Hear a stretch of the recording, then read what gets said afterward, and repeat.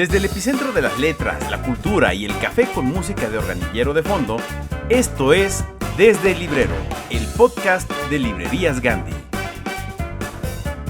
Hoy hablaremos de radio y literatura, y para ello hemos dividido el programa en dos partes. Jorge Hernández, la F es muda, conversa con Philippe Ollet-Laprun y Fernando Rivera Calderón. Y Mariana H. entrevista a Jordi Soler. A propósito del tema, con Fernando Sanabrais. Fuentes sorprendentes de la literatura con Rodrigo Morlesín. A pie de página con Julio Martínez Ríos. Recomendaciones Gandhi con Francisco Goñi. Y ahora los dejamos con un episodio especial de muchos kilowatts de potencia. Este podcast es para los que sí leen la página entera y para los que no, también. Este programa es patrocinado por Radio Gandhi. ¿Ya escuchaste nuestra estación de radio digital? Sintonízala en gandhi.com.mx/Radio Gandhi y también en nuestras librerías.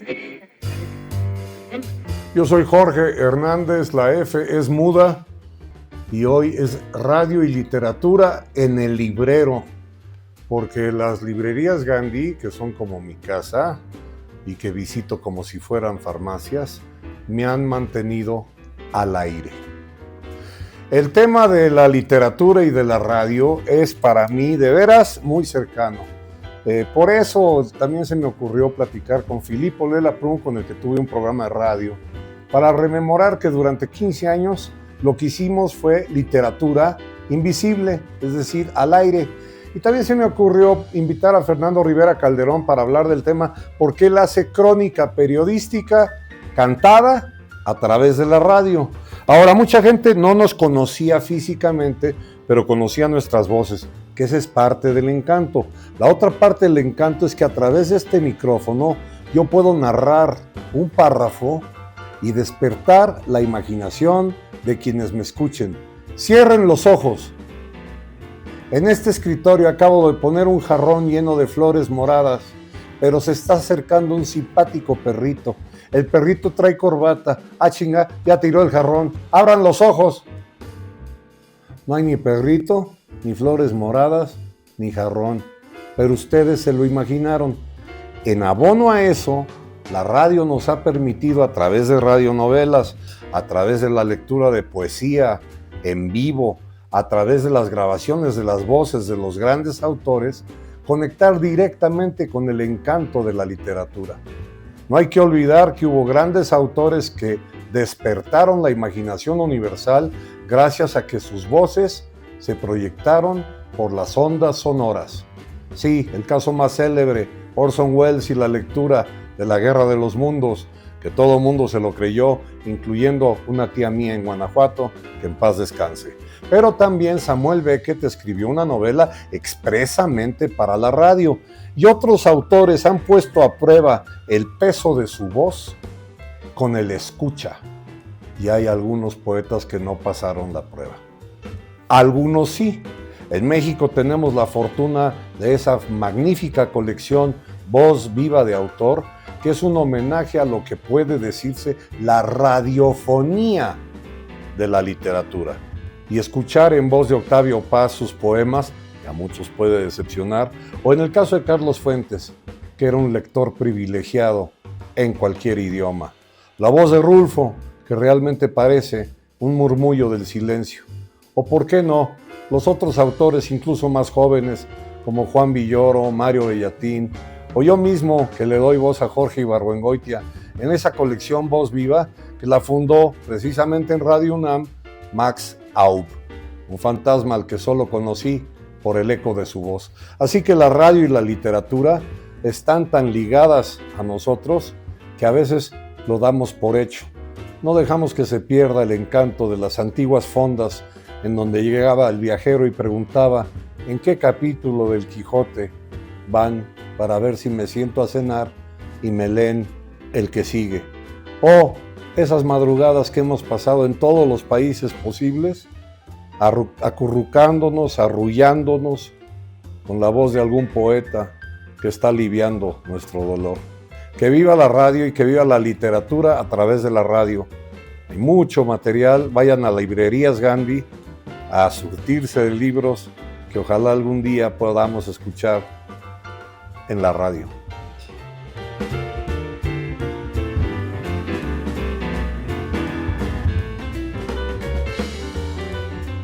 Yo soy Jorge Hernández y la F es muda y estoy feliz, lo dije con la F mayúscula, porque estoy con dos amigos entrañables a quienes, además de que los quiero muchísimo, los admiro profundamente. Philippe Aulet-Laprun, Querido Jorge. mexicano que se cree francés, y Fernando Rivera Calderón, uno de mis grandes ídolos de la crónica instantánea. Ahorita voy a explicar por qué digo eso.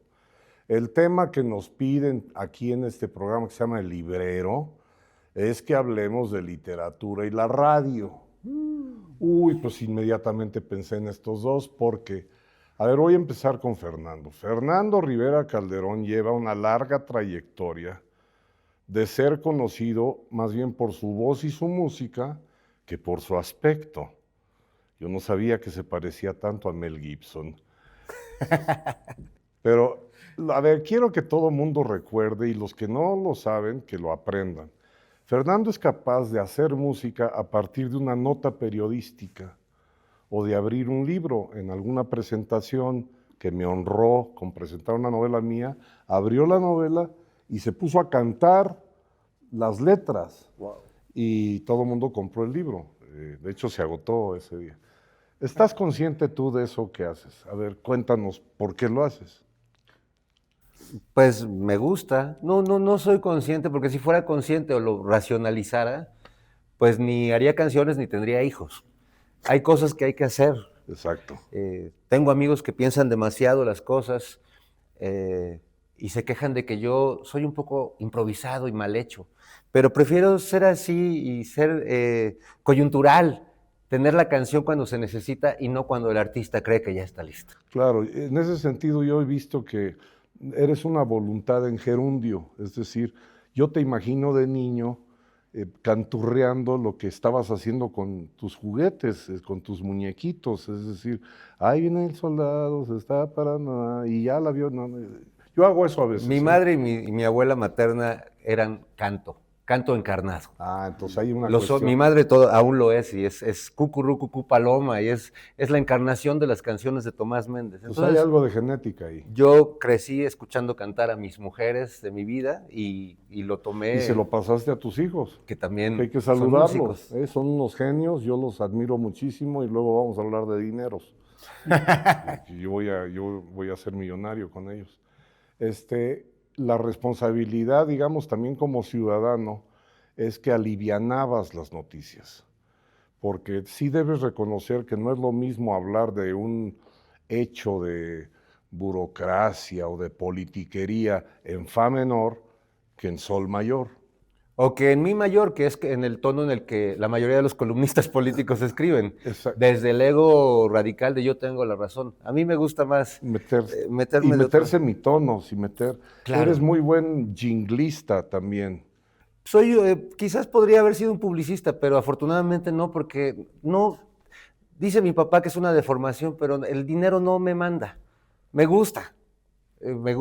Sí, pero no es mi rey. No es tu tutor. Entonces me gusta hacer las cosas que me gustan por el gusto de hacerlas. Pues yo creo que eso te emparenta con Philippe, porque Philippe, por el placer de estar ante el micrófono, se le ocurrió, me voy a concentrar en algo que nos une. Tuvimos un programa de radio que duró más de 15 años, poco más de 15 años, que todavía hay gente que llora cuando se acuerda de eso, que se llamó Acentos. Y a él se le ocurrió juntarme con Fabricio Mejía Madrid, que ahora es un pequeño duendecillo que anda perdido en el bosque de la ignominia. Pero a lo que iba es que este loco propusiste Acentos. A ver, trata de poner en claro cómo fue ese proyecto. El proyecto fue que me invitaron a hacer un programa de literatura en Opus 94, que es una emisora que se dedica a la música en general, ¿no? Y no veía muy bien la escena que cada semana yo solito iba a agarrar un micrófono y hablar, o invitar a una persona, pero tenía ganas de otra cosa. Y entonces yo pensé quiénes son mis amigos que tienen Que hablan. algo que decir y más que todo, pues con los cuales nos vamos a divertir, porque tenía que ser divertido. Y entonces junté a dos amigos, el ya mencionado Fabricio Mejía Madrid y aquí Georgette. maestro Georgette, que no se conocían ustedes. No, nos conocimos a raíz del programa y de hecho con los prolegómenos había que ver si conseguíamos publicidad. Philip con gran tino dijo, bueno, deberíamos buscar que nos patrocine una marca de plumas o de libretas, pero no una editorial, porque entonces cada 8 días... Van a querer que Vamos. hablemos de eso. Tú fuiste invitado porque Philip abrió el biombo, es decir, todos los invitados que vengan que hablen de libros, pero de cualquier editorial y de cualquier género. Pero lo de la publicidad nunca se consiguió, entonces a mí se me ocurrió grabar cápsulas de productos falsos y que creo que hasta la fecha siguen siendo un éxito porque de vez en cuando los sueltan. Por ejemplo, un supositorio enciclopédico, nivel secundaria. Y como era radio, yo decía, ahora me lo voy a poner. Y entonces la gente no veía. ¿Era oral? No, sí, pero por Detroit, como dijo Henry Ford. Y entonces me hacían preguntas, ¿en qué año nació Emiliano Zapata? Yo, 1892, etc. Y luego también había una letrina para leer el Quijote. Ajá. Entonces no tenías que moverte de ahí, podías leer el Quijote. Y vivir ahí en... Sí, claro, mientras hacías tus cositas. Y luego gafas que ya estaban programadas con poemas para ligar. Entonces tú ya traías a François Villon o a Jaime Sabines y la chava no se enteraba que estabas leyendo, como un teleprompter. Tuvimos invitados históricos, No, por supuesto. aparte de Fernando Rivera Calderón. Yo recuerdo por encima de todos a un amigo de él, Serge Pey, poeta incandescente. Nada más cuéntanos esa cosa que reveló al aire. Bueno, si quieres, vamos a decirlo todo. Vino Serge Pey, que vivió 10 años en México, que hablaba bien español. Muy bien. Y que tenía mucho que contar, porque estuvo cerca de los huicholes, estuvo en ceremonias, etcétera. Y empezó su anécdota diciendo, te quiero decir que quiero contar el día en el cual me di cuenta que Dios es una ventana. Así empezó. ¿no? Enorme. Entonces, ahí, Bendito Hikuri. Sí. Pero de ahí empezó a decir, la única experiencia homosexual de mi vida fue con un águila. Y entonces, así, creo No que... explicó qué papel jugó Si hiciera ¿no? Si hiciera el águila con la serpiente. picalmohadas o... Pero fue un momento que debo de reconocer que en los programas, que son 500 que hemos grabado, fue la única vez que George, aquí presente, solo podía escuchar. Sí, me quedé callado. De plano. No, ¿Lo no logró? podía yo hablar. ¿Lo consiguió? No, lo logró. Lo inaudito. Lo inaudito. Ahora, con Fernando Rivera Calderón me interesaba mucho comentar el contacto que tienes, un contacto literario directo. Es decir, lo que estás narrando, sea noticia o sea ficción de una canción que estás cocinando, porque aparte de ser quien eres, tienes un proyecto que ya es transgeneracional, que se llama Monocordio, Así es. y la semilla de muchas canciones también salía de la realidad, y ahí hay literatura. Tú llegaste a tener, digamos, ideas instantáneas que luego trabajaste para, digamos, ya producirla como canción. Sí, sí. Lo que pasa es que la idea instantánea, que puede caer en el baúl de las ocurrencias, que es una idea instantánea sin sustento, sin sostén, la idea instantánea se pule, se trabaja y puede crecer y volverse una... Yo creo mucho en el poder de lo instantáneo. Muchos años de mi vida me dediqué a lo efímero, al periodismo escrito, que en la mañana iluminas a los lectores y en la tarde cubres a los aguacates o los jitomates. Y no siento que haya sido un tiempo perdido de la vida, porque somos efímeros, es ir con el ritmo de la vida misma. asumir que uno es desechable y biodegradable. Y yo no sé nada más de que si voy en el bote orgánico o en el inorgánico, o en qué bote debería ir mi obra poética. Ahí ya estamos acercándonos al telón, que fue la primera cosa que pensé cuando me propuso El Librero, que así se llama este programa. Pensé en Orson Welles. Él leyó La Guerra de los Mundos sin aviso, de manera así como va directo, y gran parte de los escuchas se la creyeron. Nosotros tuvimos al aire momentos, primero, de programas que eran grabados y que se podían, pero hubo otros en vivo. En particular uno inolvidable con un amigo muy querido que fue a presentar su libro de cuentos. Y ahí tenemos que abrir la puerta a la palabra el silencio. Porque en la radio, pues, cuesta mucho de pronto que ya no escuchas nada. Entonces Felipe le decía, ¿cómo te sientes con tu nuevo libro de cuentos? Bien. Hermoso. Oye, pues estás feliz y qué bueno. No. Tuvimos también, digamos, ocurrencias de inventar que estábamos en París, que estábamos en Madrid, que estábamos... ¿Y tu mamá? Desafiando al presupuesto. Mi mamá dijo, cuando vayas a Madrid avísame, escuché el programa. Dije, mamá, estoy aquí, no me he movido, vengo de ahí. O sea. Estoy aquí en Madrid y Londres, en Coyoacán. Sí, claro, en la calle Madrid. No, pero también tuvimos la buena idea de reseñar libros que hablan de autores inexistentes. Entonces cada uno tenía que inventar un poeta boliviano que se dedicó a la naturaleza. Bueno, hay muchos que existen que podrían entrar en el Claro. libro de los inexistentes. Ahora, lo que era una maravilla es que el público luego llamaba para confirmar. Ya lo leí. Sí, claro, y conocía a la autora, vivía en satélite. Ahora, algo que es hermoso de la radio en ese sentido y que la televisión con todas sus virtudes carece de ello y nunca podrá acceder, es que estamos en un tiempo pornográfico en términos generales. Todo es demasiado explícito, todo es demasiado literal. Visible. Y en la radio la palabra recupera el erotismo de la palabra, es decir, hay un gran misterio. Desde quién es el que la está diciendo, quién no se ha enamorado de una locutora, de una voz. Sí. Yo de adolescente, mi primera incursión a la radio de ir a pedir chamba fue porque quería conocer a Lorena Romero Mares, la voz de Estereoarmonía en Cuautla, Morelos, que yo pasaba horas embelesado escuchando su voz. Y en persona cumplió con como el suele mito. suceder, no tenía nada que ver. Pero sigo amando esa voz, o sea, dentro de mí y a la persona, porque finalmente trabajé con ella ya después y fue buena compañera de trabajo. Pero el ideal que uno construye alrededor... Sí. Hay un cuento de Michel Tournier hermoso, de un locutor en París que tiene una voz increíble. La gente se lo imagina, pero él, pues, es un peloncillo ahí como... Y mantiene su identidad oculta. Hasta que un día un tipo guapísimo dice, soy yo. Y la gente obviamente le cree al guapísimo, no al otro pobre que entra en una espiral de degradación. Un poco de eso nos pasó en Acentos. Sí, mucho. Había gente que creía que Fabricio era guapísimo y que tú eras negro. Y nunca dijimos la verdad. Bueno, y la gente creía que yo era delgado. También.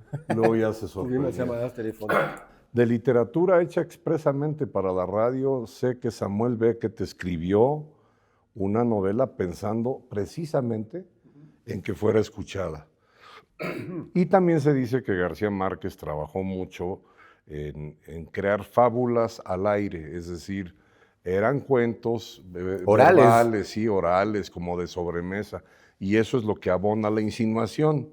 En el caso de México, yo creo que tenemos el referente de los cronistas deportivos, yo no sé si en Francia también. Es decir, la obligación de narrar un partido de fútbol o de béisbol, para quien no lo ve, es una tarea bastante complicadilla. Voy a mencionar algo que ya no es políticamente correcto, pero aquí en Los Toros, Paco Malgesto decía, esa banderilla quedó del lado de allá.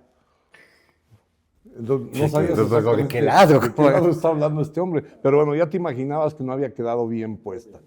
En ese sentido, tú has creado cosas específicamente para ser escuchadas en música, pero para la radio... Claro. Bueno, trabajé muchos años en la radio, desde adolescente en una estación en Cuautla, Morelos, que me tocó todavía ser el locutor solitario, de estar solo en la cabina, sí, porque ahora la radio pues, es una cosa sindical, ¿no? Y no puedes tocar un botón porque... No, en ese tiempo uno era el que ponía los discos, contestaba las llamadas telefónicas, los comerciales venían en cartuchos y pues me hice un ser muy radiofónico y disfruto mucho la soledad del que le habla a un público invisible también, que habitualmente está solo también. ¿Alternabas con música? Ponía canciones, ¿Ponías canciones? Pero además como era Cuautla, pues me tocó enriquecer mi acervo porque ponía música ranchera, ponía música de los Bukis, de Los Ángeles Negros, de la Sonora Dinamita, es decir, el gusto de un chilango exquisito que oye rock, allá se me diversificó y fue increíble. Y ya en los tiempos en que trabajé en la XCW, pues hice varias piezas radiofónicas, una en particular que a mí me gusta mucho, que se llama, un recorrido que hice en Jordania, pero es un reportaje radiofónico que se llama Jordania, donde las piedras tienen memoria. Y fue hermoso porque el mundo del Oriente Medio es un mundo lleno de sonidos muy seductores, desde el canto del salat en las mezquitas, ¿no? Este canto que cada determinado tiempo hace que todo mundo pare y escuche. El mundo es radiofónico, el mundo está, y yo la verdad es disfruto mucho la sinfonía del mundo cotidiano. Hasta el ruido que a veces a muchos les molesta, yo comparto la postura de John Cage, que el ruido es también sonido organizado y que se compran colchones y tambores, y el señor de los camotes. Hiciste una gran canción a partir de ese cántico. Para mí eso es música. Y ese cántico confundió a un amigo de Philippe, que llegó en estado de ebriedad a México, venía de París, y cuando le preguntamos que dónde estaba hospedado, dijo, cerca de la mezquita. Oye, güey, pues es que no hay ninguna mezquita, güey. Pues más o menos como que agarraron el coche, ¿no? Para llevarlo, y de pronto yo se compra. Ahí está dijo, okay, ahí.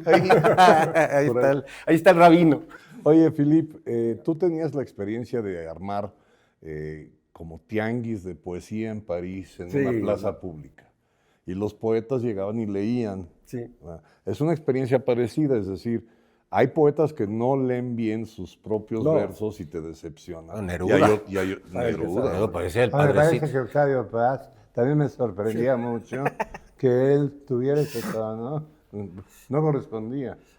No. Sí, se llama el Mercado de la Poesía, que se organizaba cada año en junio en París, que tuve el honor de organizar 6 veces, 6 años. ¿Y ya cómo estaba el kilo de poemas?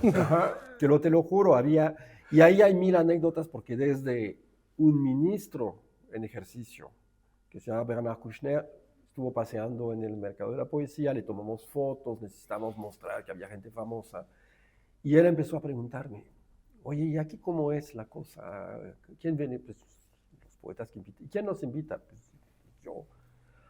Porque mira, tengo mi poema para Francia. Me encantaría leerlo en público. ¿Y lo leyó?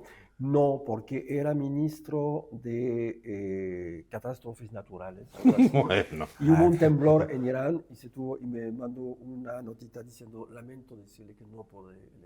Dije, Y al mismo tiempo, estaba en una plaza de París que se llama Place Saint-Sulpice, donde está una alcaldía del 6º distrito, y el domingo, que era el día que cerramos, exacto, y teníamos que pedirle autorización a la vigilante de la alcaldía que nos abriera la puerta, porque las botellas que teníamos de champaña para celebrar el final estaban en su refri. Y nos abrió y estaba muy de malas, ¿no? ¿Y por qué me molestan un domingo? Entonces dije, perdón, es una... Y me dije, ¿quiénes qué hacen ahí? O sea, estaba a 10 metros técnicamente. Dije, pues venga, a ver, es el Mercado de la Poesía. Yo trataba de ser muy amable.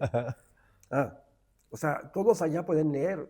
Sí, claro. Bueno, tenemos que programarlo. Claro.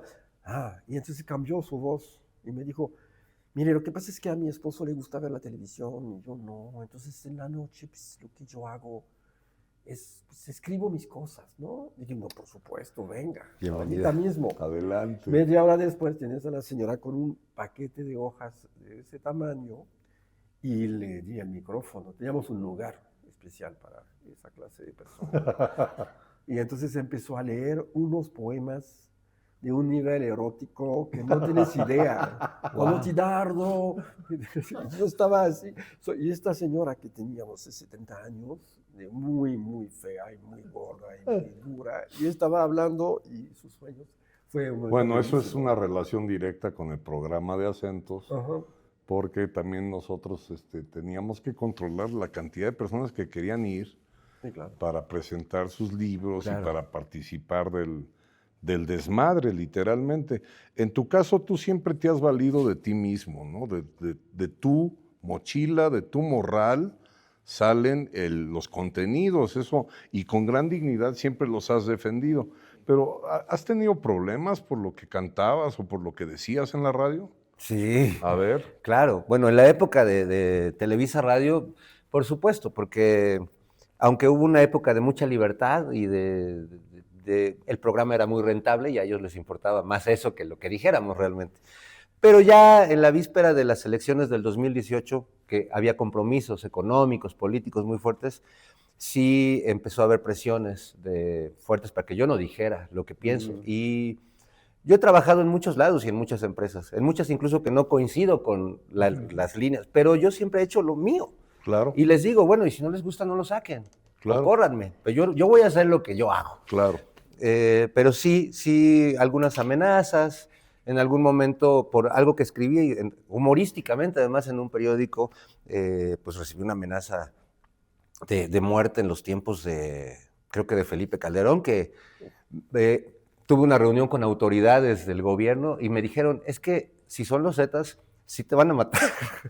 Y yo dije, gracias, qué bueno que el Estado mexicano me brinda esa certeza. Sí, ¿no? claro. Me dijeron, cómprate un arma. Les digo, no, prefiero morir desarmado. No, claro. Entonces sí, y si bien asusta, y es algo que además viven muchos periodistas que hacen las cosas en serio en este país y que mueren realmente, me dio gusto saber que todavía hacer canciones, que el sentido del humor, que la crítica política sigue teniendo un peso al grado de que alguien puede querer matarte por hacer... Sigue siendo un punzón. Y eso me alimenta para seguirlo haciendo. A ti te mató la vida, A mí me mata la vida todos los días. Como has cantado con gran acierto. Y yo celebro que estés vivo y celebro que nunca te has callado ni has aceptado ningún tipo de bozal. Nosotros no llegamos a tener ningún problema de censura o de imposición de criterio, a pesar de que era la radio pública y el gobierno podría haber dicho estos güeyes están echando demasiado desmadre, sobre todo por la invención de títulos inexistentes. Perdón, nada más como paréntesis, es que fíjate que los medios públicos siempre han tenido espacios de absoluta libertad, como finalmente a los gobiernos en turno les interesa pues la política, lo suyo. Yo me acuerdo que en los tiempos de Salinas de Gortari yo empecé en el periodismo, en el periódico Nacional, cuando lo dirigía Pepe Carreño. Sí. Y era un periódico con un gran control de parte de Salinas y de Pepe, de la línea editorial. Pero yo escribía en deportes. Entonces yo en deportes podía hacer y decir, y podía hablar de un luchador que se llamaba Don Fidel, el Inmortal.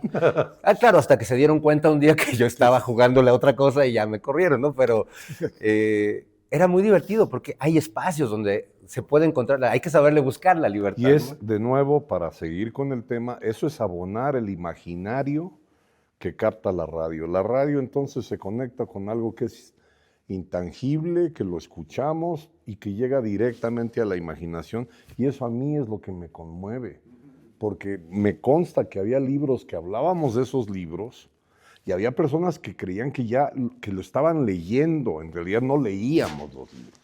De vez en cuando le pedíamos al autor, o no, más bien bastantes veces, que el autor leyera y que oyéramos en voz del autor un párrafo. A eso, bueno, provocaba la venta de los ejemplares, por supuesto, que yo siempre decía, compren dos, uno para consumo personal y otro para comentarlo y regalar. Nosotros llegamos a tener autores que leían extraordinariamente bien, otros que no, pero había una sensación telúrica de que la gente ya opinaba de los libros porque había salido en acentos. Y tú estabas totalmente consciente de eso. Por supuesto. Por supuesto, porque además Felipe era el que llevaba muchos libros. Yo creo que llevé uno una vez, ¿no? Sí, máximo. Cochabamba. Creo que llevé uno mío. No, pero sí invitamos a gente de muchos tonos distintos, de edades distintas, pero hasta llegué a traer, ¿te acuerdas? Unos músicos africanos. Extraordinarios músicos con una sola cuerdita que parecía agujeta de zapato, pero con un hedor, maestro, de 8 metros. Yo me salí de la cabina para ver hasta dónde llegaba el sobacazo de uno de ellos, que era de Burkina Faso, ¿no? Creo que sí, es que me acuerdo. Es que Filipa ha viajado, y entonces yo Sí, llevé a parientes de Silao, y yo ya pensé que con eso era extravagante. pero imagínate. Y ellos fueron porque tú también te has dedicado, Filipa ha dedicado su vida a tratar de salvar escritores en desgracia, exiliados, acosados en sus países de origen. Y ahí eran compañeros de un amigo muy querido africano, Kursi Lamco, Sí, que había invitado a esos. que ya músicos. también es un mexicano. Cursi ya es un, está. ¿no? Está esperando su Aunque yo le decía pasaporte. Cruzly, pero es entrañable. Yo quiero saber más de esto, de leer en la radio. Tú has tenido que leer fragmentos a veces que luego son traducidos. Sí. Y también en el programa hiciste algo que es la traducción instantánea. Es decir, él tenía acceso al francés de libros que no iban a llegar a México. Me acuerdo con Fabien Bradou, Sí. me acuerdo un pasaje del fotógrafo Robert Doisneau, Ajá. que se habló de la famosa foto del beso, que se están dando, y parece el Parnaso de Coyoacán, pero es en París. Sí, sí, sí. Y resulta que eso estuvo orquestado. Sí. ¿Cómo? Sí, y entonces Philippe y Fabien se dedicaron a explicarlo al aire y leyeron un fragmento, pero se estaba traduciendo, es decir, En tiempo no existía simultáneo. en español ese texto. Sí. No, Cuéntanos es de cierto. eso. Es que no me acordaba, fíjate, de esta anécdota. Qué bueno que la menciones. Sí, me acuerdo, es Fabien que había encontrado un testimonio. Creo que es el tipo de Sí. beso que dijo, pues tengo que decir la verdad. Sí, a mí porque- me contrataron. Y entonces explicó pues todo el trabajo que fue y etcétera, etcétera. Y rompió un poquito el encanto de esta foto, que la verdad pues es de las fotos más pegadas en las paredes de adolescentes Yo la tengo en el baño. en el mundo. Bueno, hay fraudes entrañables. Pienso Sí. en Nanook el esquimal, en este documental que muchos creímos que los esquimales así vivían y que luego se demostró que el director pues le decía al Nanook, hazle como que cazas una foca, hazle como que... Y bueno, sí es muy frustrante saber eso, pero se valora la construcción de la mentira, aunque te des cuenta que o sea, al final no hay mentira que no se caiga, ¿no? Eso es otro de los temas que tienen que ver con radio y literatura. Y yo sugiero que hagamos una pausa porque necesito saliva y café para preparar lo que espero salga con inteligencia.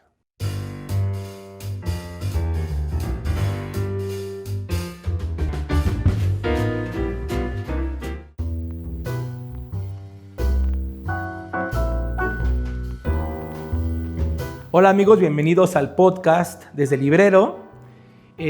A propósito del tema, la radio, que antes del algoritmo y de la pantalla inventó una intimidad radical.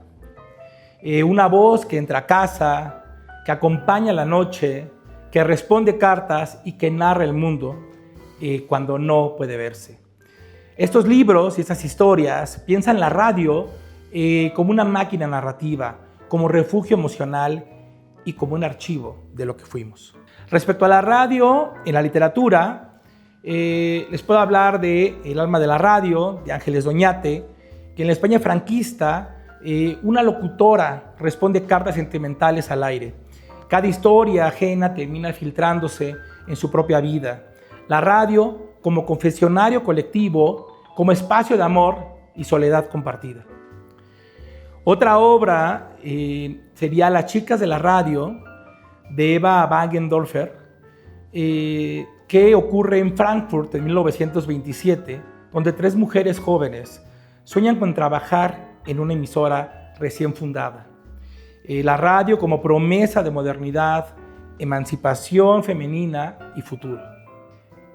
Por ejemplo, también tenemos La radio de piedra de Juan Herrera, que es una novela ambientada en la posguerra española, que reflexiona sobre la comunicación oral en un pueblo marcado por el silencio. También, de editorial Anagrama, La radio puesta de Javier Montes, donde exploran este ensayo literario, la radio como medio de compañía, como memoria y cultura. Y por supuesto, la muy popular ya Guerra de los Mundos de Wells, que bueno, es una adaptación radiofónica muy conocida de 1938, que convirtió la radio en creadora de realidad y pánico colectivo también. A propósito de la radio en México, tenemos Días de Radio de Gabriel Sosa Plata, que es un recorrido por la historia y el impacto cultural de la radio mexicana desde sus inicios en 1919.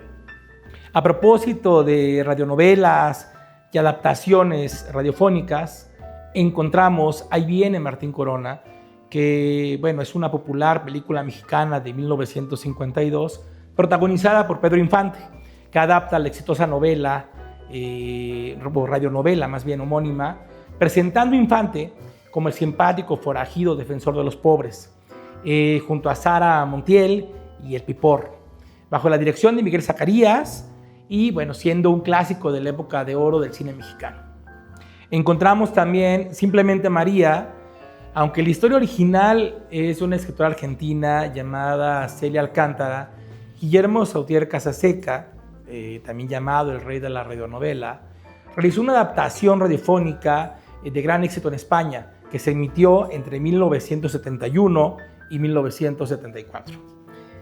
Ama Rosa fue escrita en colaboración con Rafael Barón en 1959 y uno de los seriales radiofónicos españoles más exitosos y emblemáticos, que mantuvo en vilo a la audiencia femenina de la época. Lo que nunca muere es otro de los seriales radiofónicos populares de Sautier Casaseca, que también fue adaptado a diversos formatos. Y por supuesto, Balún Calán, esta adaptación radiofónica de la primera novela de la escritora chapaneca Rosario Castellanos, que fue publicado originalmente en 1957. También tenemos Cecilio Chi, que bueno, es una radionovela que rescata la figura histórica de un líder maya durante la Guerra de Castas en la península de Yucatán. Por último encontramos El Cerro de las Campanas, que es una adaptación de la obra del escritor mexicano Juan Antonio Mateos. La radio no fue solo un medio, fue una forma de narrar, una pedagogía emocional. Escuchar antes que ver, creer antes que comprobar. Esto fue A propósito de. Mi nombre es Fernando Sanabrais y los esperamos en otro episodio de este podcast. Muchas gracias.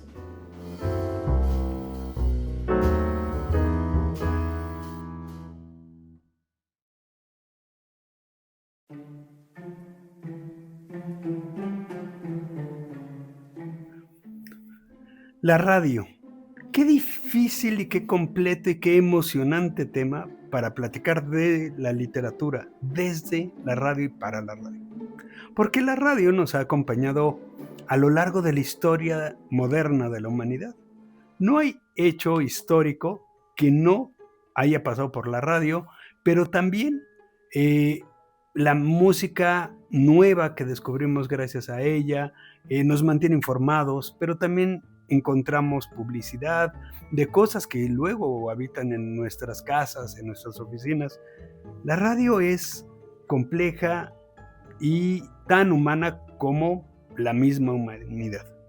Pero pensando en literatura de la radio, hecha desde la radio, hice una lista de 6 grados, pero en esta ocasión no es un autor, autora, siguiendo a otro en una línea horizontal. En este caso hice ondas de radio, la radio al centro y como planetas girando 6 libros increíbles que nos dan cuenta de ese fenómeno y no son libros propiamente históricos. El primero, y no podía ser de otra manera, La estrella de radio.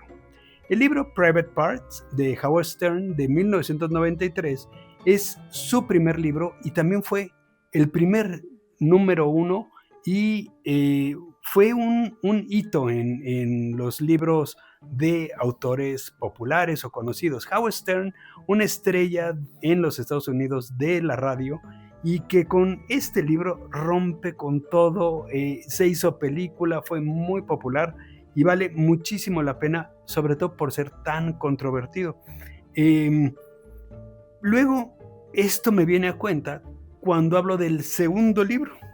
El segundo libro es ni más ni menos que de un niño curioso.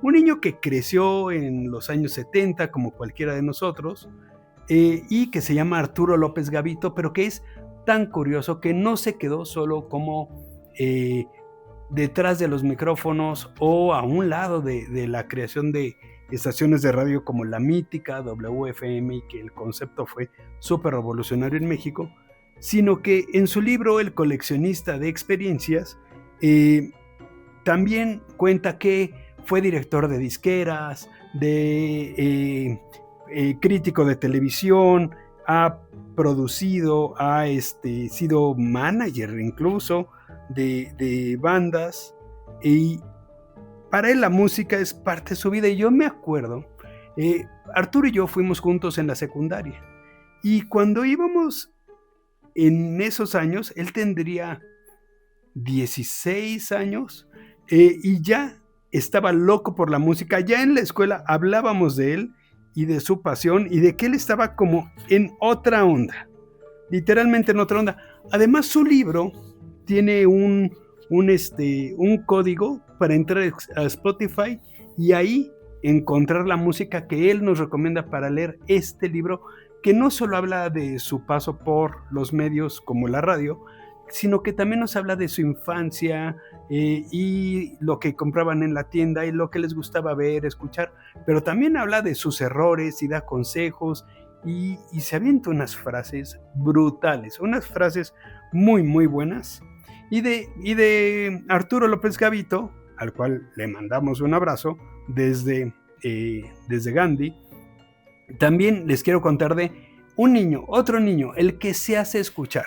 Un niño que en su infancia era tartamudo y en su juventud se sobrepuso a la tartamudez y se convirtió en una estrella de radio escuchado en todos lados, y su nombre es Jordi Sierra y Fabra, famosísimo por libros infantiles, pero en este caso les voy a recomendar Historia del Rock, publicado por Ciruela, y es eso, una historia muy amplia, con anécdotas, con comentarios acerca del rock y de cómo en los años 70 el auge del rock en Cataluña principalmente, pero también en toda España, y también toca temas mundiales, nos va contando de bandas como los Rolling Stones, como los Beatles obviamente, pero también como ABBA y artistas más de este lado como Prince. Es un libro increíble. Si les gusta el rock, si les gusta la radio, échenle un ojo a Historia del Rock de Jordi Sierra y Fabra, un tipo que la mayor parte de su literatura es infantil y juvenil, pero que en este es el experto musical de la radio. Y bueno, de ahí existe un loco pero por los deportes, un comentarista deportivo, un historiador deportivo, que se llama ni más ni menos que Alberto Lati, y que uno de sus libros, porque tiene varios para niños y jóvenes, que se llama 100 Glorias de México, y que es espectacular porque nos muestra en 100 personajes la difícil vida que tuvieron que superar, de obstáculos, de entrenamientos, de pasión y de voluntades al límite para convertirse en estrellas del deporte, estrellas orgullosamente mexicanas, y Alberto Lati lo hace como nadie. O sea, ustedes saben, es un tipo que habla 13 idiomas, que ha recorrido el mundo, que es un genio enfocado al deporte, pero que también el deporte es parte de la radio. Y bueno, de ahí me salto a otra categoría, que es la radio en los tiempos de guerra, y de ahí quiero recomendarles una novela que se llama El operador de radio, de Ulla Lenze, en el cual toma la historia de su tío abuelo verdadera y la transforma en una novela muy emocionante, con tintes de espionaje, de policíaco, persecución, y recorre en esta novela ciudades como Nueva York en Estados Unidos, Buenos Aires en Argentina, San José en Costa Rica y Neuss en Alemania, y hace una historia espectacular. Esta autora ha ganado un montón de premios y con este libro de Salamandra no es la excepción. Es un librazo emocionante, interesante, cambios de identidad de un país a otro. Realmente es un librazo. Pero también sobre libros temas de radio y guerra, me acuerdo de Buenos Días Vietnam, esta película estelarizada por Robin Williams, en la que además está basada en la vida de un locutor DJ de radio en Vietnam, americano, en medio de la guerra. Y como él mismo dijo, este hombre que se llama Adrian Cronauer, que la película era mucho más interesante que su vida. Yo francamente no lo creo. Una vida tan interesante como un locutor de radio en medio de la guerra no es cualquier cosa. Pero falta un espectro en este mundo de los 6 grados que no ha tocado la radio, y es el de la diva. Y para la gran diva les presento Billie Holiday. Muñoz y Sampaio se avientan una novela gráfica espectacular, publicada por Salamandra Graphic, en la que con blanco y negro retratan la vida de Billie Holiday y su paso por el mundo, su legado, la importancia y la manera en la que ella transformó no solo la vida de las personas, sino la misma radio. Fue trastocada por su talento, por su vida muy azarosa, pero también muy rica. La verdad es una novela gráfica increíble. A mí me encanta Billie Holiday. Y aunque sé que, volviendo al segundo libro del principio, Arturo López Gavito prefiere a otra gran diva de esa misma época, yo me quedo con Billie Holiday. Ella Fitzgerald se la dejo a Arturo, pero la verdad vale muchísimo la pena. Billie Holiday de Muñoz y Sampaio, publicado por Salamandra. Hacia atrás nos vamos, y El operador de radio de Ulla Lentze. Luego el de Alberto Lati, 100 Glorias de México. Y luego Historia del Rock de Jordi Sierra y Fabra, publicado por Ciruela. El de Arturo López Gavito, El coleccionista de experiencias, publicado por Aguilar. Y el gran controvertido, espectacular Howard Stern con Private Parts, de su primer libro, que fue increíble. Así, 6 historias noveladas, puestas en palabras, y una película, la de Good Morning Vietnam, para ustedes en este tema de la radio. La vida de nosotros, de cualquiera de nosotros, no sería la misma sin la radio. Que estén muy bien. Adiós.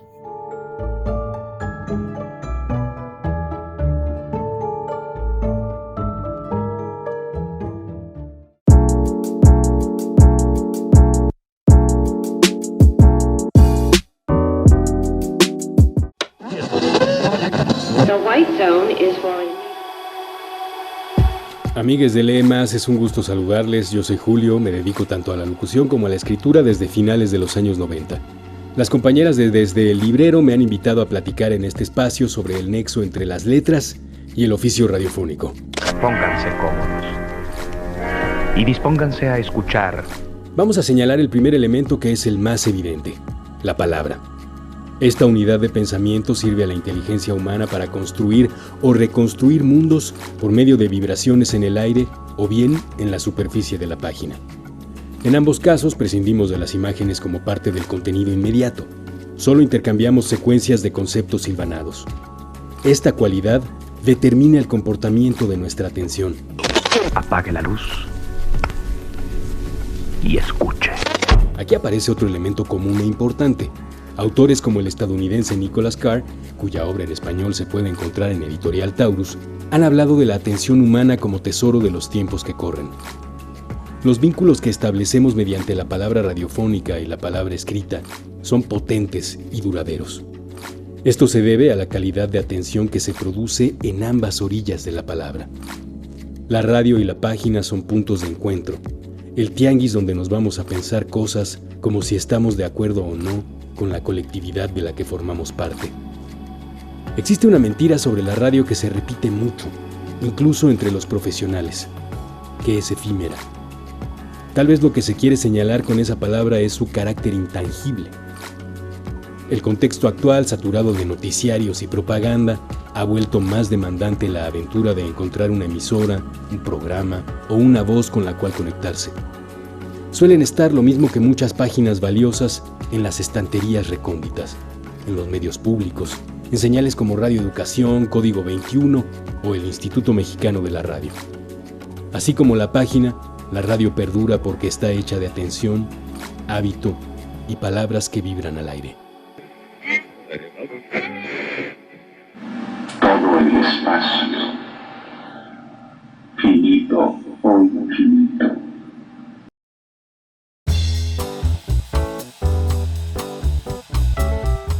Hola amigos, los saluda Francisco Goñi de Librerías Gandhi y hoy les tengo 3 recomendaciones buenísimas de lectura.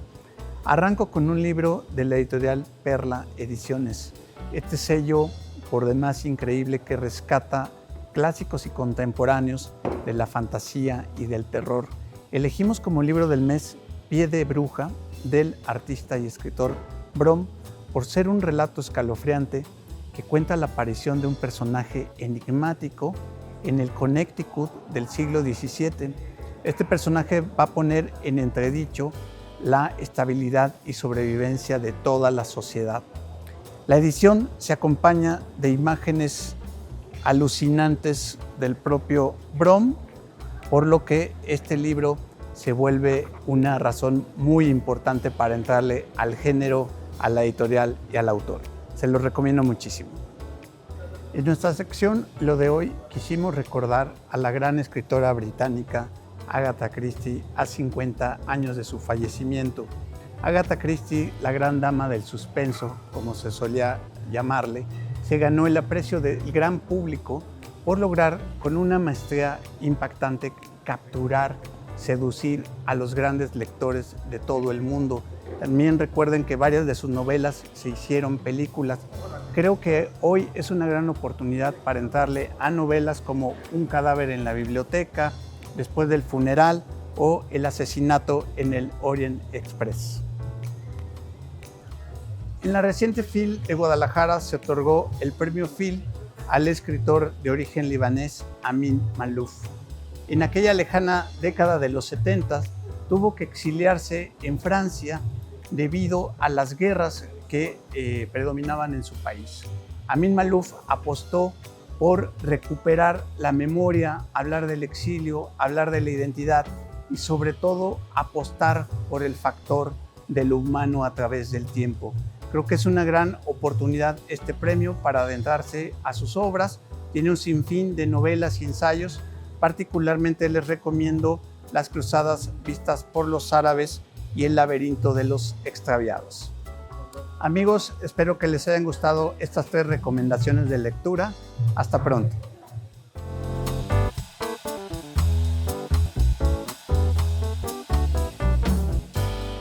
Al aire, estamos al aire, levitando. Yo estoy feliz de estar con Philippe Aulet-Laprun, con Fernando Rivera Calderón.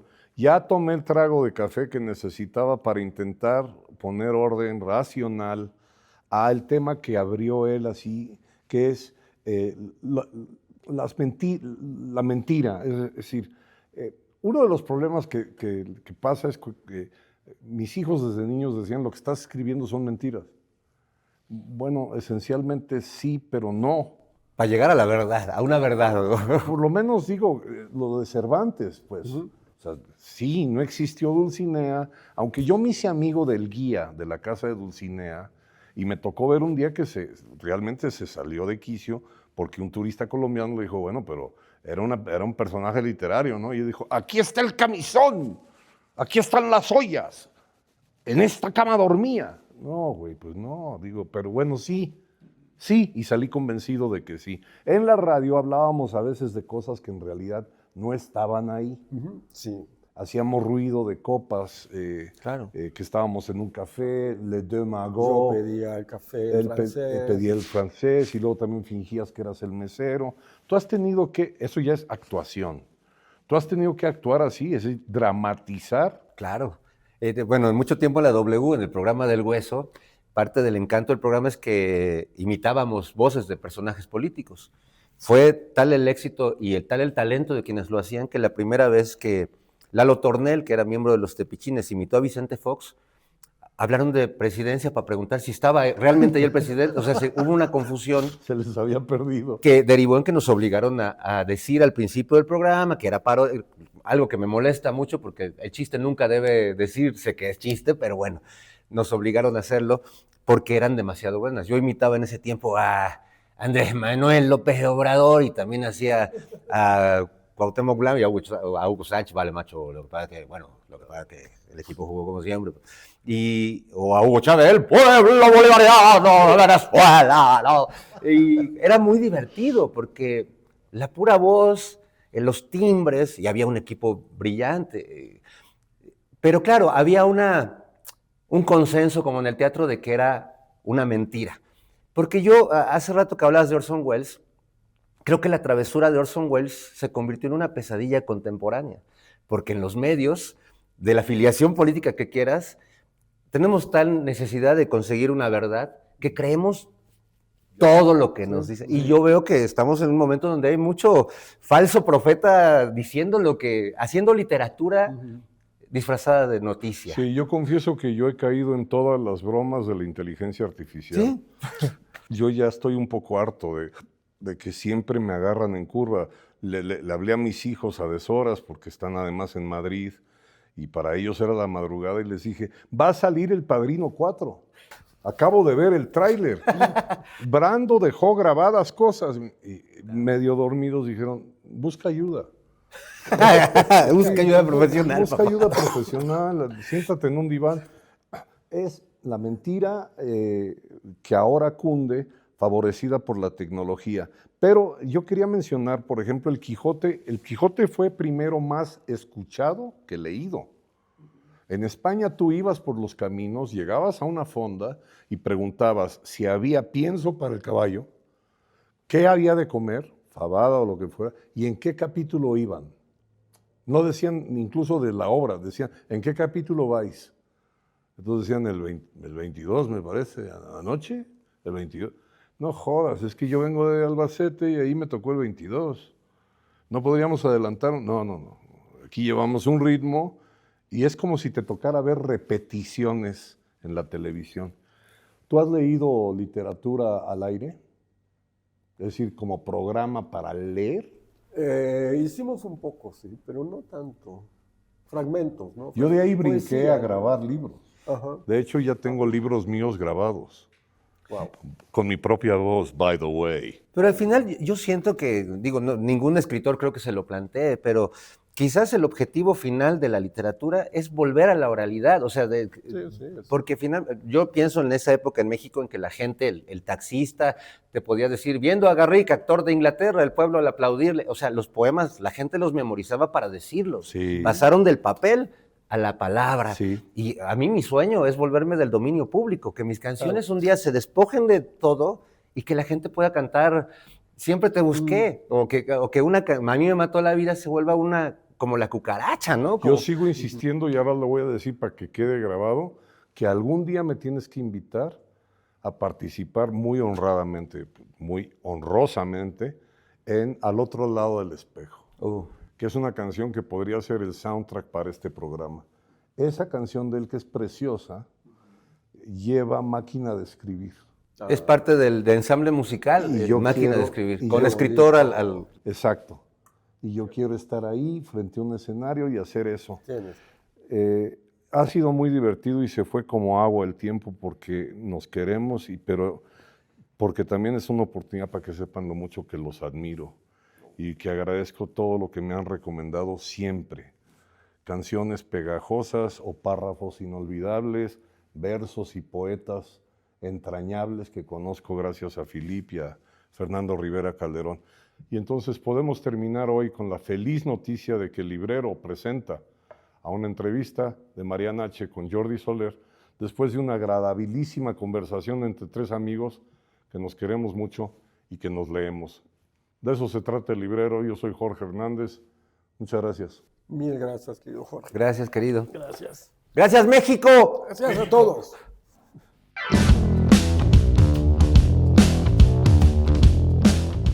Oye, pensé verte en Guadalajara con una mejor cara que de lunes a las 10 de la mañana, pero ¿cómo estás?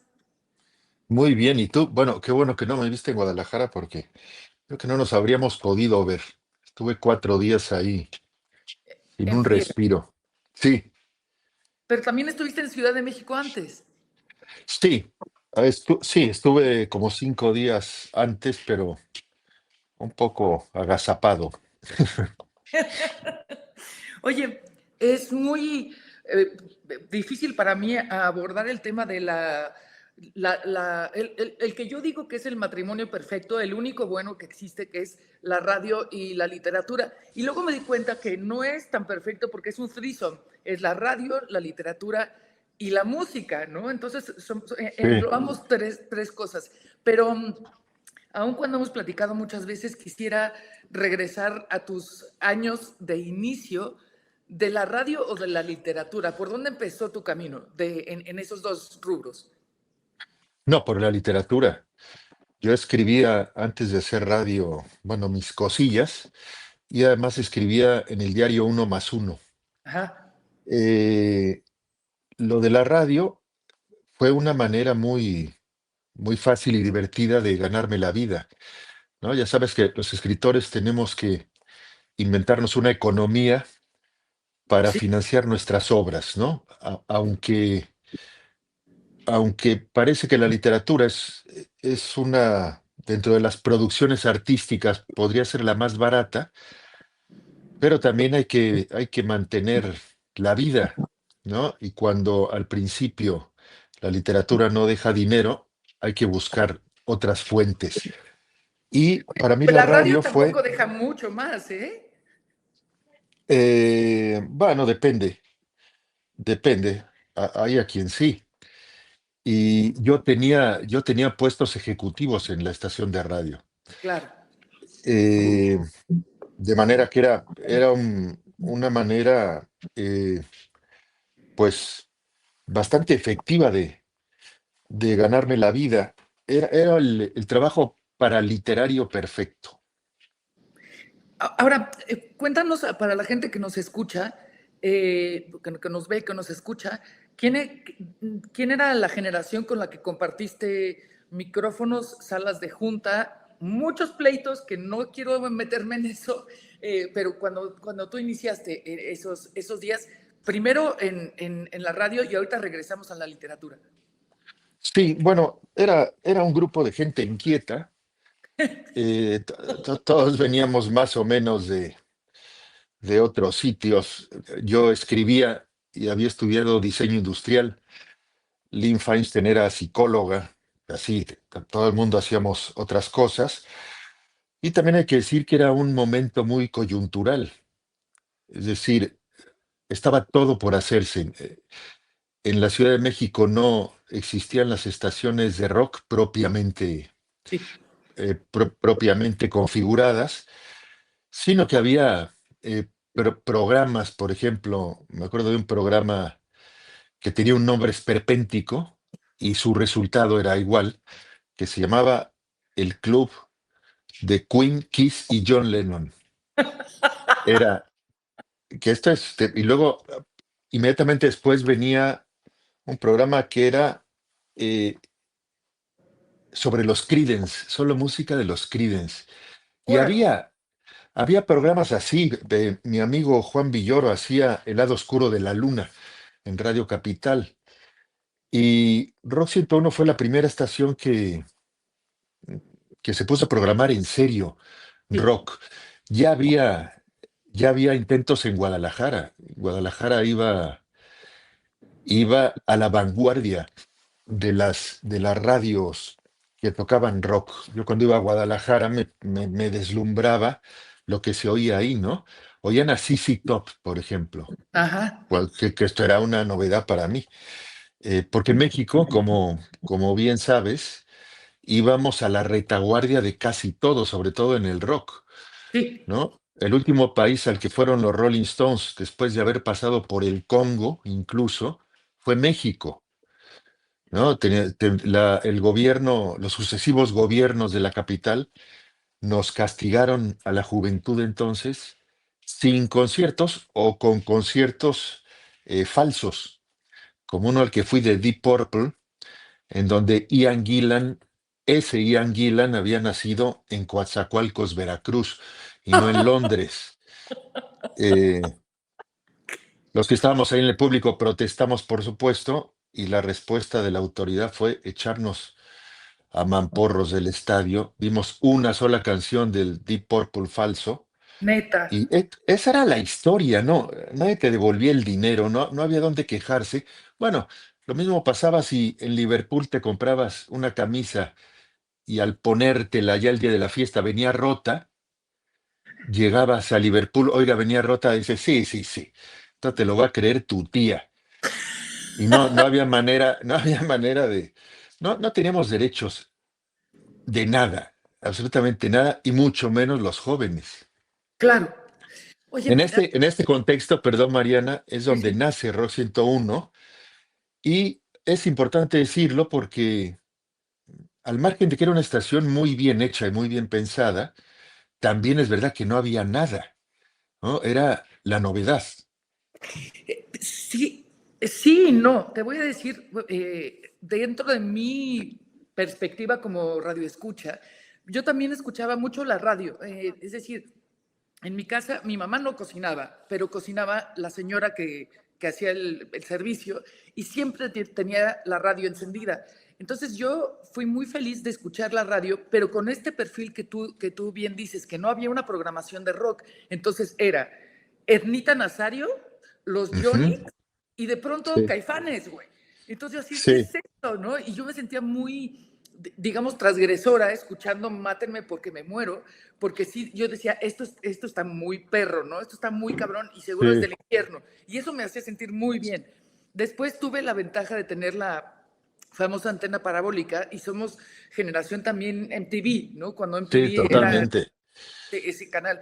Y de pronto ya llega Rock 101 y como tú dices, no había nada más, pero yo estoy segura, Jordi, que excepto este programa de Queen y John Lennon, es una estación que según yo ahorita sonaría muy bien. No, y hay muchas más opciones de las que había en ese entonces. Entonces yo creo que en ese sentido fueron una generación bien importante que crearon no solo una escuela de radio, sino de música, porque a ustedes sí les tocó ser estos curadores de música. ¿De dónde la sacaban? ¿De dónde hacían de dónde encontraban ese material para programar? Pues ese es un punto muy interesante, Mariana, porque en primer lugar era una estación que iba a contrapelo de la industria radiofónica, Sí, donde, como bien sabes tú, si quieres que suene tu canción, hay que pagar dinero, sí, la famosa payola, sí, que sí. no es un cuento, No, no. cuando menos en mi época existía. Y nosotros poníamos música de Estados Unidos, de grupos ingleses que no tenían representación de disquera en México, es decir, íbamos a contrapelo, no Sí. había cómo corrompernos. Y esto ya le daba un cariz muy especial a la estación. El acervo discográfico era el de la casa de cada uno. Ujú. Yo tenía en casa pues miles de discos LP que ponía a disposición de la estación y lo mismo mis compañeros de entonces. Toda esa colección la doné, bueno, cuando ya pasaron de moda los LPs y yo, que me he mudado mucho de casa y de país, De país. no podía ir cargando eso por el mundo, ¿no? Y doné esa colección a la Escuela Nacional de Ciegos, Órale. donde mi madre y mi hermana daban clase y apreciaban mucho esos discos porque pueden tocar los tracks y saber qué están poniendo, a diferencia de lo que pasaba entonces con los CDs. Ahora seguramente habrá un sistema que les permita diferenciar los tracks, pero en esa época era con el tacto. Sí, sí. Cogían el disco y sabían qué track querían oír a partir de los dedos. Qué cañón. Y qué gran aportación también para esa gente. Y ahora esa colección vale muchísimo. Ahora, Jordi, digamos, vamos al día 1, porque yo, acuérdate que te he contado y lo hemos contado en público, el Sí. día 1 que yo aparecí en el casting de Rock 101, quien me recibió fue el señor Jordi Soler y yo estaba que me desmayaba de nervios. Cuéntame eso, o sea, ya habiendo sido, digamos, escritor, entras a la radio y cómo haces la combinación entre leer en voz alta al aire textos tuyos, creo que, no sé si textos tuyos o de alguien más. ¿Cómo fue ese inicio de hacer este maridaje, por así decirlo? Bueno, a mí me parecía un maridaje obvio, ¿no? En la radio vas a hablar o a poner música y qué mejor forma que hablar, que lo que hables sean piezas literarias. Leía de todo, leía mis propios guiones, leía a poetas que me entusiasmaban. eh, y me parecía que era lo que yo tenía que hacer. Hay una historia también curiosa, que cuando llegué a Rock 101 yo quería hacer esto, un programa de literatura y música, y me dijeron que sí, a condición de que lo hablara otro locutor, porque yo tenía una voz horrenda. Y dije, bueno, lo acepté con deportividad. Y después de 6 meses de estar escribiendo guiones para otro, aunque era mi programa, se llamaba Arcano 17, y eran como textos de alquimia y de hechicería más rock, todo muy literariamente orientado. Incluso las canciones, ¿no? Buscaba canciones que tuvieran que ver con la historia alquímica que estaba contando. Era un trabajo de verdad, pero lo decía otro locutor. Entonces un día se me ocurrió eh, hacer un promocional ahí a escondidas, porque a mí no me dejaban hablar al aire, donde decía que yo quería hacer un programa de literatura y música, pero tenía una voz que no le gustaba a nadie, era una voz inadecuada. Y ahí contaba una historia, y el eslogan decía, Argonáutica, literatura y rock con voz inadecuada. Y esto, bueno, a los que dirigían la estación les pareció el no va más. Me dijeron, esto se parece a la campaña de los bimbuñuelos. ¿Te acuerdas de los bimbuñuelos? Sí, Que, ¿pero qué tiene que ver? bueno, eran unas piezas de pan como rígidas que invariablemente se rompían, o sea, Sí. llegaban rotas a las tiendas. Entonces a un genio de la publicidad se le ocurrió poner, creo que a la Chilindrina, a romper los bimbuñuelos, porque ese era el chiste, romperlos y comerte los pedacitos. Un genio. Y ellos identificaron eso, claro, listo ha visto que el defecto tiene su lado positivo, ¿no? Como fue. Inmediatamente empecé a hacer argonáutica ya con mi voz. Yo, bueno, déjame regresar a esa anécdota. También regresando en el tiempo, tú hablabas de los viniles y del tacto, y yo era una radioescucha normal que un día escuchó un promo en Rock 101 que decía, necesitamos una voz femenina, manda tu cassette. Entonces yo mando mi cassette, hecho en casa, obviamente, y me habla, y tengo todavía, Jordi, te juro, la hoja donde mi papá dice, bienvenida a las semifinales de Rock 101. Por mí, para mí tú eres por mucho la mejor. Y está firmada por mi papá. Y entonces yo llego... Tenía razón tu papá. Pero no me escogieron porque perdí. Entonces, pero estuvo increíble porque yo fui a las instalaciones de Radio 1000, ese radio de vidrio. Sí. Y para la gente que nos escucha, yo tendría 20 años, 21, y le digo a Jordi Soler, que es el que me recibe, ¿tienes algún consejo? Y Jordi dice, nada más no se te vaya a salir un a chinga. Y entonces, eso, me encantó ese gran consejo. Y después me dijiste, cuando se quiten los nervios, se quita la mayor parte de la diversión. Y eso es algo que se me queda muy, muy grabado. Y otra cosa también, Jordi, es cuando yo estaba en mi cuarto, en casa de mis papás, oyendo tu voz inadecuada, un texto que me dejó completamente helada y conmovida. Y nada más rematas diciendo, Pedro Salinas. Y yo corrí a otro lugar que tampoco existe ya, que es el Parnaso de Coyoacán, a comprar todo lo que encontré de Pedro Salinas. Mi pregunta ahora va, ¿a quiénes escogías? ¿A quiénes leías? ¿Y cómo sembraste esa semilla en tantos radioescuchas que hoy son lectores y o escritores, malos o buenos, no lo sé, gracias a tus programas? Bueno, exactamente como tú. Así, eso mismo que sentiste con La voz a ti de vida de Pedro Salinas, lo sentía yo. Y me parecía que tenía un aura radiofónica. No todo tiene un aura radiofónica, y eso tiene que ver con el oído, ¿no? A mí me queda muy claro que va a tener éxito en la radio. Me Ajá. queda clarísimo, quizá porque lo hice muchos años. Como también es importante decir que mis libros están todos escritos de oído. A mí me preocupa mucho cómo suena mi prosa, y hasta que no suena como yo quiero, no doy por buenas las páginas, aun cuando a veces tengo que sacrificar ciertos grados de significado, prefiero que suene bien.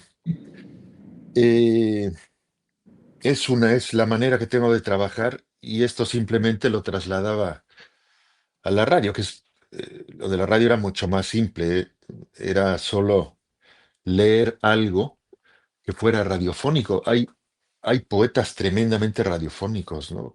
Vicente Huidobro es súper radiofónico, Jaime Sabines, Neruda es muy radiofónico, Lorca es muy radiofónico, Fernando Pessoa, Wow. aunque parece un poeta fosco y triste, es tremendamente radiofónico, y sus poemas, aunque siempre parece que hay neblina en Sí. medio de las palabras de Pessoa, y sin embargo son tremendamente, florecen en cuanto los dices en en un marco amplificado y mil veces difundido como es el de la radio, ¿no? Puro oído, Mariana, ni más ni Eh, menos. Es bien, bien interesante. Justo apunté el aura radiofónica, me parece un gran término para explicar eso que te escuchamos hacer durante muchos años. Ahora, en términos de tu escritura, me parece que eres un escritor que ha ido por varios caminos muy distintos. Es decir, no solo has escrito de rock, que sí has escrito de rock, pero has escrito de un montón de temas. Cuéntanos un poco para la gente que te escucha, los que te han leído y los que no, digamos, ¿cuáles han sido las líneas en tu quehacer literario?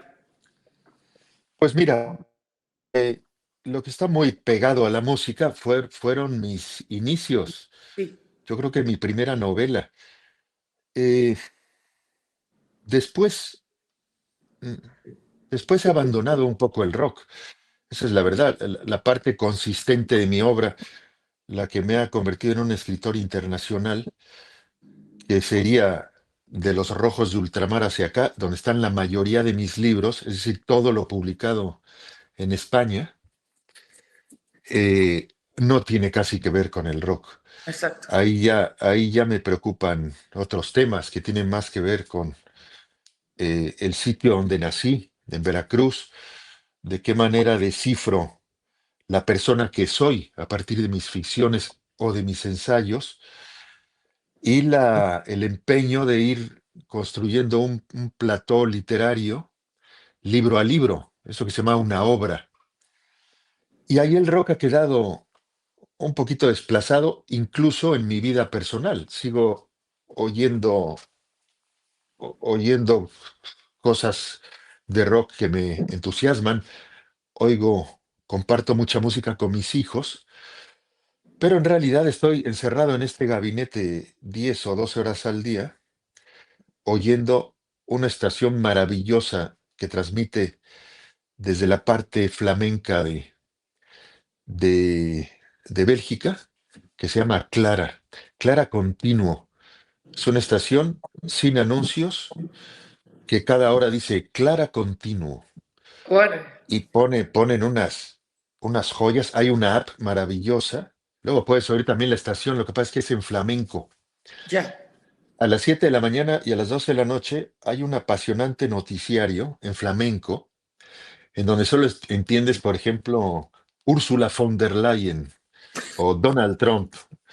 Pero a mí me encanta, quizás por esto que te digo de que tengo un oído hipersensible, me encanta oír lenguas que no entiendo. Ya. También es parte del del placer de oír esta estación, ¿no? Viene desde un sitio donde yo he estado ahí, en la parte flamenca de Bélgica. No sé si has estado tú, pero es desasosegante porque no entiendes ni los nombres de las calles. Es todo a Jotas y a Hs. Eh, es muy curioso. Y toda esa cosa exótica inunda este gabinete 10 horas al día. Y ahora que estuve en México, en la ciudad, las horas en las que trabajo en la mañana, siempre pongo Clara, la estación, y eso inmediatamente me aterriza en el tema en el que estoy. Es como si estuviera en casa. Voy llevando el ambiente de un lado a otro gracias a esta estación. Qué rarísimo está eso y me encanta. Voy a escucharla ahora que regrese a mi casa. Clara Continuo. Es Pero Clara con K. Clara con K. Clara con Oye, K. ¿cómo, así como tienes esta ancla, muchos años también tu ancla musical que nos remite a ti, a muchos, es Lou Reed. ¿Cómo viviste la muerte de Lou Reed? Bueno, con asombro porque pensé que se iba a morir a los 19. Exacto, yo también. Duró mucho, la verdad. Eh, como vive uno la desaparición de todos tus ídolos, ¿no? Ya sé. A mí Lou Reed me encantaba en el Velvet Underground y luego ya se fue volviendo un poquito más pop, muy efectivo. Oía sus canciones, oía sus discos, pero ya no era lo mismo, Ya. ¿no? Luego hizo cosas súper interesantes con madre mía, Con se me va a Metallica. olvidar. No, no, no, con su mujer, Ah, con Laurie Anderson. con Laurie Anderson. Sí, tiene unas canciones ahí extraordinarias con Laurie Anderson. Y, en fin, me dio más pena, por ejemplo, cuando murió David Bowie, la verdad. Ya. Sí, sí, sí, sí. A eso también te quería preguntar, porque así como decías, Lou Reed si hubiera muerto a los 16 o a los 19, Bowie no la veíamos venir, ¿no? De alguna manera. No, no, no. Y además en sus últimos vídeos y su último álbum, pues parece muy, muy vivo, ¿no? Bueno, que es un poco lo de, salvo las letras, el último álbum de Leonard Cohen, que es su mejor voz, es una cosa increíble porque todos los cantantes van perdiendo voz y él la iba ganando. Y también, bueno, ya si te fijas en lo que dices, ya ves que se estaba muriendo, pero es un disco con una potencia Brutal. tremenda, ¿no? Sí, sí, brutal, brutal. Oye, tenemos ya pocos minutos, pero ¿qué estás trabajando ahorita? ¿Qué estás escribiendo? Bueno, estoy escribiendo una novela que ya saldrá, pero yo creo que dentro de 2 o 3 años, porque el año que entra, en el 27, sale otra novela que ya está escrita Ah, y saldrá a principios del año. Eh, pero ahora inmediatamente, yo creo que en febrero, sale un libro que sí que tiene que ver no solo con la música, sino con mi trabajo de radio que se llama Ámala locamente. Es un librito de estos que publica Debate, como de Ajá. bolsillo, que son 13 canciones, 13 exégesis de 13 canciones vulgares del rock, pero donde yo encuentro que hay mensajes filosóficos. Hay Cuéntanos un canciones, par. bueno, hay canciones tan oídas y manoseadas como Wish You Were Here, Ajá. en donde he descubierto una trama filosófica, Love Her Madly, por eso se llama así el libro, es una historia de amor muy rara, donde el cantante se enamora de una chica que siempre se va. Toda la canción se está yendo. Y él te pregunta, no sé si con un cinismo o una estupidez abismales los dos, te pregunta que si no te parece adorable cómo se está yendo todo el tiempo, ¿no? Qué gran En imagen. fin, bueno, luego tengo un libro que sale solo en México, va a salir en mayo, y es un libro que me tiene muy entusiasmado y se llama Las armas de la ilusión. Y es son 3 o 4 crónicas. La que da título al libro es mi historia con el subcomandante Marcos Guau. y la forma en que el zapatismo cambió la manera de ver México en mi generación de una manera muy violenta. Éramos una juventud adormilada por el PRI y por Televisa, y de pronto eh, el movimiento zapatista nos despertó a todos y empezamos a hacer cosas interesantes, o cuando menos hacerlas ya con más intención. Y luego hay otras historias, una aventura eh, que tuve con Fernando Vallejo, una vez, el escritor colombiano, una vez que fuimos a rodar una entrevista a una tienda de novias en el centro, porque él quería vestirse de novia y vestido de novia, cagarse en todas las parejas que tienen hijos, porque él está en contra de la reproducción. Eh, No este puedo tipo de historias, Mariana. Esto no sale en puedo mayo. acabar de Voy a pedir a, procesar. voy a pedir a Mayra que te envíe un ejemplar porque te va a gustar. Pero por supuesto, ya estoy muy emocionada. Ahora, estoy feliz de que uno, nunca me he vestido de novia. Dos, claramente no me casé. Y tres, por decisión propia, no tengo hijos. Entonces me siento halagada por esa historia, aunque Fernando Vallejo nunca hubiera sabido quién soy. A lo mejor ves la luz en esta historia. Me encantaría, me encantaría. Oye, bueno, esos son los libros que vienen ahora. Para terminar, Jordi, de los escritores que te han entusiasmado últimamente, ¿tienes alguno? Yo, por ejemplo, ya sé que es políticamente incorrecto, pero estoy leyendo la nueva novela de Woody Allen, que me está encantando. Ah, Obviamente el protagonista es un judío que vive en Manhattan, hipocondriaco, psicótico Woody y demás. Allen. Claro, claro, claro. Y yo pues, me entusiasmo mucho con el trabajo de Woody Allen siempre. Y eso es lo que estoy leyendo ahorita. ¿Tú qué estás leyendo? O digamos que los últimos 5 años, algo que hayas dicho, puta, esto sí me movió el tapete. Sí, bueno, hay 2 escritores franceses que me han deslumbrado mucho. Uno es Pascal Quignard Ah, sí, y otro es Pierre Michon. claro. Eh, Quignard tiene mucha obra, aunque toda es breve, pero hay mucha. Eh, Quiero decir que me ha dado para varios meses de asombro. Y voy regresando a lecturas anteriores. Por ejemplo, estoy releyendo a Dostoyevsky. He encontrado Órale, cosas fantásticas eh, que había pasado por alto en una primera lectura cuando era joven. ya. Y estoy todo el tiempo en bucle leyendo a Chekhov. Me parece que es el no va más y que de ahí salen todos los cuentistas que me han entusiasmado en la vida. Son alumnos de Chekhov, sin duda.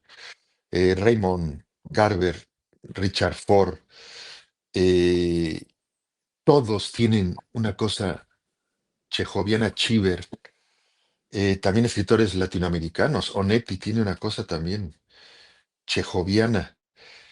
Eh, Estoy en ello. Llevo, de hecho, en el móvil un PDF con los cuentos completos de Chekhov y Neta. con el teatro completo.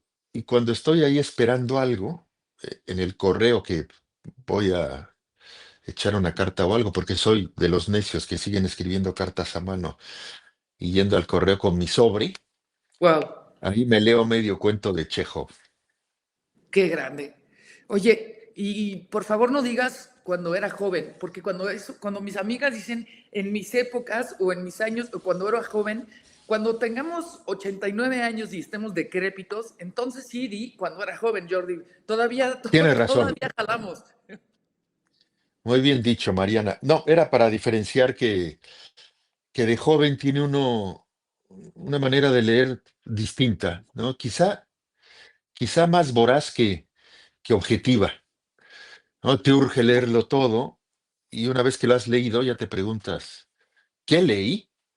Y entonces regresas a aquello que te dejó inquieto. Yo tengo también mis 2 o 3 libros de Dostoyevsky también subrayados y cuando de pronto regreso, yo creo que ya no voy a regresar porque esos son muy largos y digo, qué Son idiota. larguísimos, sí.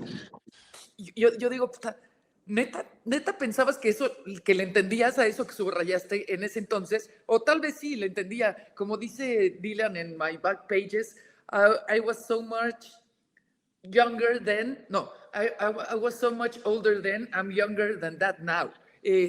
Porque no sé en qué estaba pensando, pero yo y en mi adolescencia subrayó Los Hermanos Karamazov y Crimen y Castigo como loca.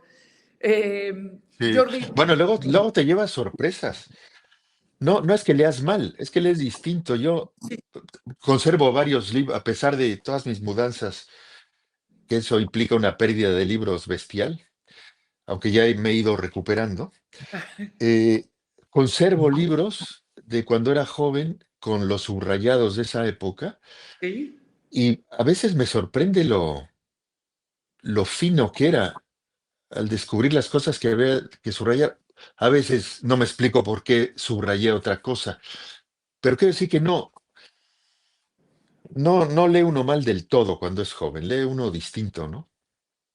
Y con esa reflexión me quedo para regresar a mis subrayados, para escuchar Clara Continuo, para esperarte un nuevo libro que se me toca muchísimo y para mandarte un abrazo, Jordi. Muchas gracias por esta conversación.